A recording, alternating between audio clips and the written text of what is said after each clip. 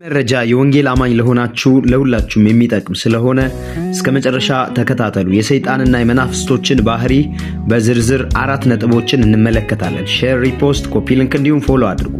የመጀመሪያው የሰይጣንና የመናፍስቶች ባህሪ የማይዳስሱ ወይም ደግሞ የማይጨበጡ ክፉ መናፍስት ናቸው። ኤፌሶን 6:12 ላይ ማየት ትችላላችሁ።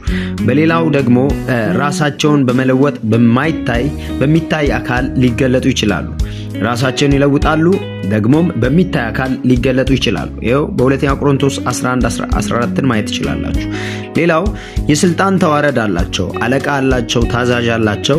የበላይ ኦር ደግሞ የበታች የሚባሉ ባለስልጣናት እዛው የስልጣን ተዋረድ አላቸው ማለት ነው። ሌላው መናፍስት ቢሆኑም እንደ እግዚአብሔር አንድ ጊዜ በሁሉ ስፍራ የመገኘት ኃይልና ስልጣን አልተሰጣቸውም። ዓለምን እየዞሩ የሚሰሩ ናቸው ማለት ነው። የሰይጣንና የመናፍስቶች ባህሪ ይህን ይመስላል ማለት ነው። ወዳጆቼ የሰይጣንን ሐሳብ ለመቃወምና ሽንገላውን ደግሞ አውቀን ለመቃወም እንዲረዳን እነኚህ ባህሪዎቹና ስራዎችን፣ አሰራሮችን መረዳቱ ስለሚጠቅመን እንዲህ አይነት ቪዲዮ ደግሞ ወደ እናንተ እንዲደርስ በሌላ ቀን እስክንገናኝ መልካም ጊዜ። ሼር፣ ሪፖስት፣ ኮፒ ሊንክ አድርጉ።